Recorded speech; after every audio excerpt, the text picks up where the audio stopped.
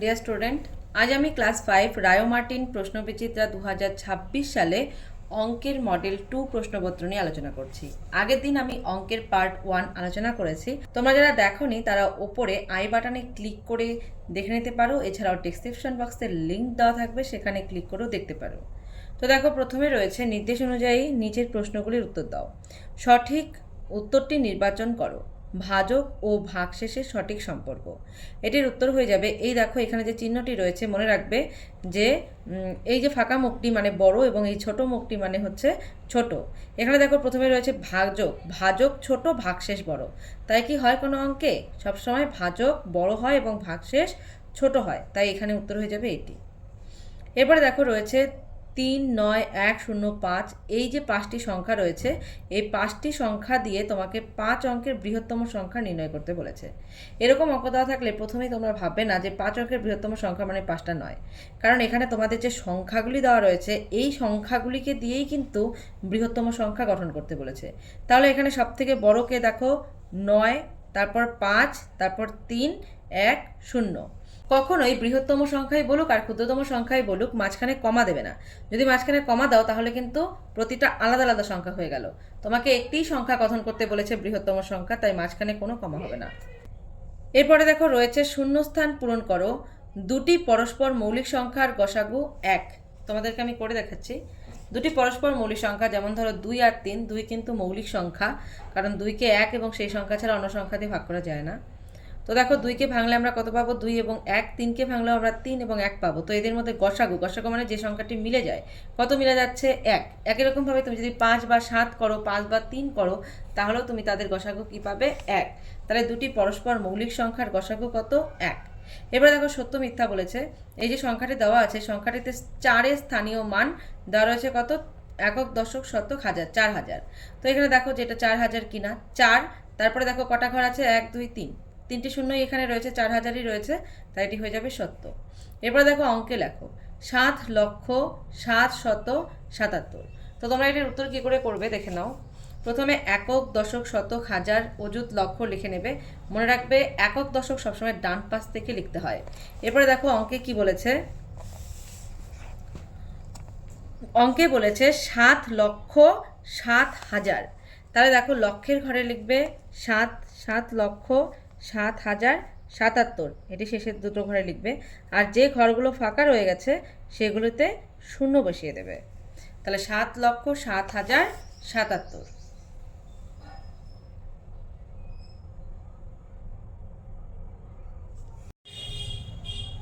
এরপর দেখো বলেছে এদের মধ্যে ক্ষুদ্রতম কোনটি? যদি নিচের সংখ্যাগুলো সেম থাকে তাহলে ওপরে যে সংখ্যাটি ছোট সেটিই ছোট। তাহলে কি হবে? 1/5। এবার দেখো ফাঁকা ঘরের সংখ্যা লেখো। এখানে দেখো 3-এর সঙ্গে কত যোগ করলে 9 হবে? 6 যোগ করো যদি, তাহলে 9 হয়ে যাচ্ছে। এদিকে দেখো 6 আর 7 যোগ করলে কত হয়? 13, 13, 3 হাতে আছে 1, 5 আর 4-এ 9 এবং হাতের 1 রয়েছে 10, 10-এর 0 হাতে থাকলো 1, তো 3 আর হাতে রাখে 4, আর এখানে কত বসালে 5 হবে? 1 বসালে। এবার দেখো 5 অঙ্কের ক্ষুদ্রতম সংখ্যা 4 অঙ্কের বৃহত্তম সংখ্যা থেকে কত বড়? দেখে নাও অঙ্কটি। 5 অঙ্কের ক্ষুদ্রতম সংখ্যা মানে 1 লিখে 4টা শূন্য, আর 4 অঙ্কের বৃহত্তম সংখ্যা মানে 4টে 9। বিয়োগ করো, 10-এর থেকে শূন্যকে 10 ধরো, 10-এর থেকে 9 গেলে 1, এখানকার একটা এখানে চলে এলো, তাহলে 10, 10-এর থেকে 10 গেলে কিছুই হবে না, শূন্য। এখানেও দেখো এখানকার একটা এখানে চলে এলে, 10-এর থেকে 10 গেলে শূন্য, এখানেও তাই। আর 1-এর থেকে 1 চলে গেলে, আর 1-এর থেকে 1 চলে গেলেও শূন্য হয়। তাহলে উত্তর কত হচ্ছে? 1। তাহলে 5 অঙ্কের ক্ষুদ্রতম সংখ্যা 4 অঙ্কের বৃহত্তম সংখ্যা থেকে 1 বড়। এরপরে নেক্সট দেখো এত দিনে কত মাস এবং কত দিন যেতে। তাহলে দেখো কি বলেছে, দিন থেকে মাসে যেতে বলেছে। 1 মাস মানে 30 দিন, তাই 30 দিয়ে ভাগ করবে। ভাগ করার নিয়ম দেখো, প্রথম দুটো গড় যদি ধরো তাহলে এখানে 21, এখানে 30, অঙ্ক কি হবে? 30-এর ঘরে নামো, তাই তো 21 আসবে না, তাই প্রথম 3টি ঘর ধরে অঙ্ক করবে।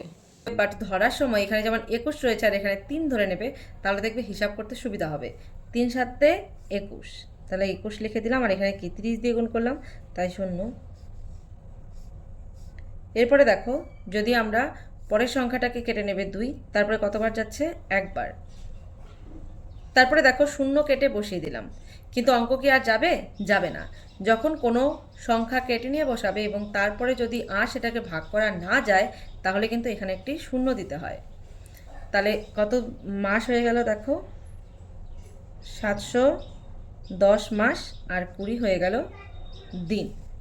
এটা কিন্তু ভালো করে মাথায় রাখবে যে কোনো সংখ্যা কেটে নিয়ে বসানোর পর যদি কোনোবারই না যায়, অর্থাৎ ভাগ আর না করা যায়, তাহলে কিন্তু একটা শূন্য লিখতে হয় ভাগফলের ঘরে, নাহলে কিন্তু অঙ্কটি ভুল হয়ে যাবে। কেন ভুল হয়ে যাবে দেখো, আমরা জানি ভাজ্য সমান সমান ভাজক গুণন ভাগফল যোগ ভাগশেষ।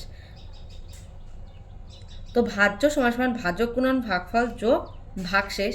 তো এখানে দেখো যদি এটাই আমরা শূন্য না লিখতাম, তাহলে এখানে কত থাকতো? 71, আর এখানে কি থাকতো? 30।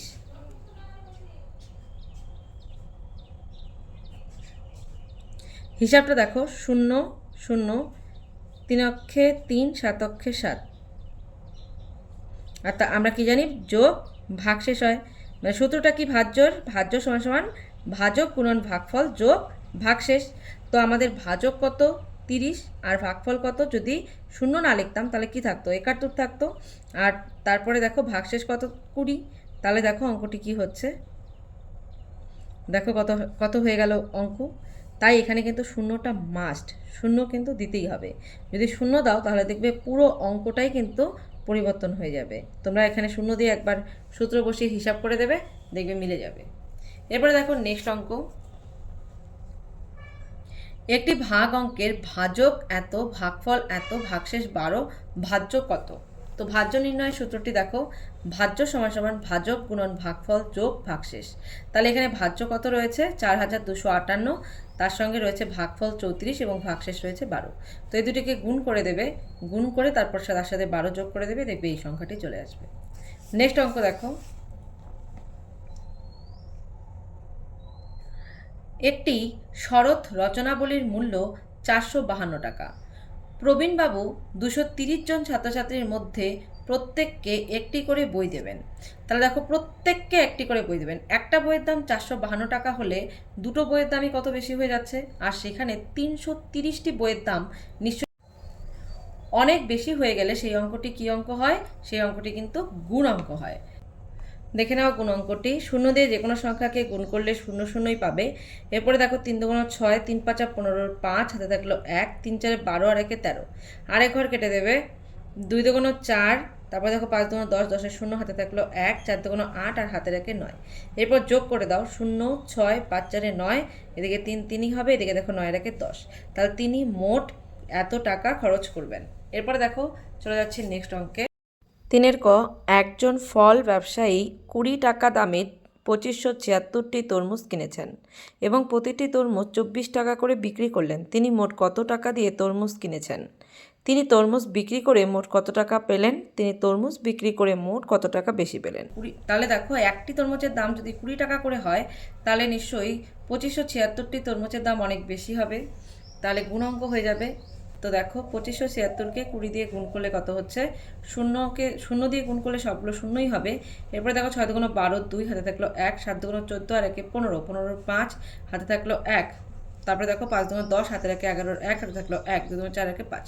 যোগ করে দাও 0 2 5 1, আর এদিকে 5। এরপরে দেখো যে টাকাতে জিনিসটা কিনলো সেই টাকাতে যদি সে বিক্রি করে তাহলে তো তার লাভ হবে না।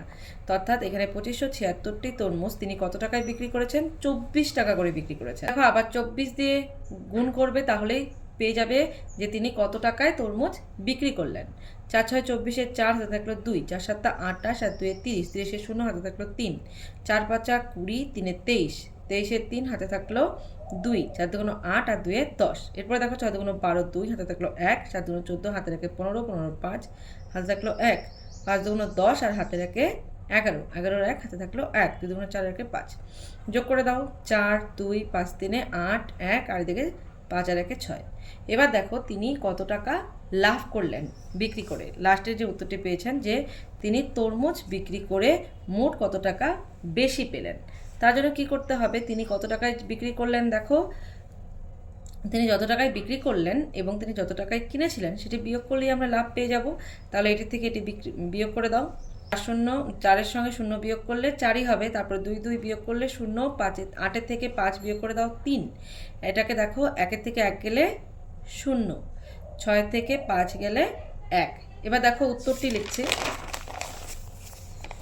তিনি মোট এত টাকায় তরমুজ কিনেছেন এবং এত টাকায় তরমুজ বিক্রি করেছেন। তিনি তরমুজ বিক্রি করে মোট এত টাকা বেশি পেলেন। এরপরে দেখো নেক্সট অঙ্ক, এবং খুবই ইম্পর্টেন্ট অঙ্ক। শ্যামলবাবু 6 মাসের আয় দিয়ে 8 মাসের সংসার চালান। শ্যামলবাবুর মাসিক খরচ এত টাকা হলে তার মাসিক আয় কত? দেখো তার মাসিক খরচ দেওয়া রয়েছে।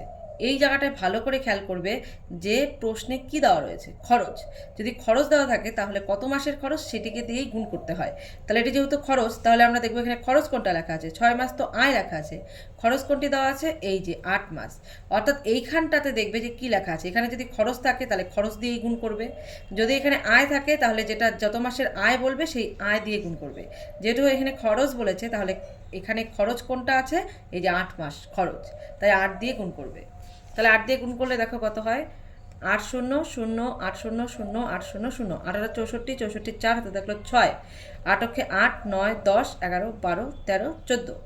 এরপরে দেখো তোমাদের উত্তরে বলেছে তার মাসিক, অর্থাৎ 1 মাসে সে কত টাকা আয় করে। দেখো উনি 8 মাসে যত টাকা খরচ করেছেন সেই টাকাটা তিনি কত মাসে রোজগার করেছেন, 6 মাস। অর্থাৎ ওনার 6 মাসে যে টাকাটা উনি রোজগার করেছেন সেই টাকাটাই কিন্তু ওনার 8 মাসে খরচ করেছেন।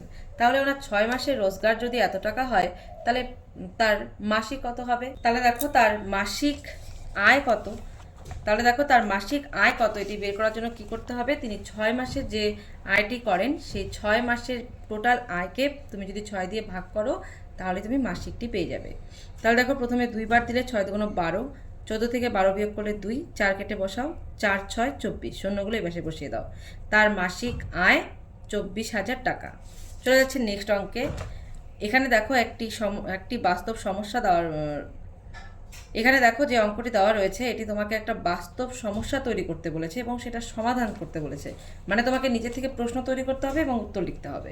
তো দেখো আমি একটা প্রশ্ন তৈরি করেছি। একটি বিদ্যালয়ে এতজন ছাত্রছাত্রী আছে, প্রত্যেককে 29টি করে খাতা দেওয়া হলো, তাহলে মোট কতগুলি খাতা দেওয়া হলো? একজনকেই যদি 29টি দেওয়া হয় তাহলে এতগুলো স্টুডেন্ট রয়েছে, তাহলে কি অঙ্ক হয়ে যাবে? অনেক বেশি, আর অনেক বেশি হলে কি অঙ্ক হয়? গুণ অঙ্ক। তো দেখো এখানে গুণ অঙ্কটি দেখো, 9 নং 81, 81-এর 1 হাতে থাকলো 8, 7 নং 63 আর 8-এ হয় 71, 71-এর 1 হাতে থাকলো 7। তারপরে দেখো 9 দুগুণ 18, 19 20 21 22 23 24 25, 25-এর 5 হাতে থাকলো 2। তারপরে দেখো 5 নং 45 আর 2-এ হচ্ছে 47। এরপরে দেখো এক ঘর কেটে দেবে, 2 9 দুগুণ 18, 18-এর 8 হাতে থাকলো 1। তারপর দেখো 7 দুগুণ 14 আর 1-এ 15, 15-এর 5 হাতে থাকলো 1, 2 দুগুণ 4 আর 1-এ 5।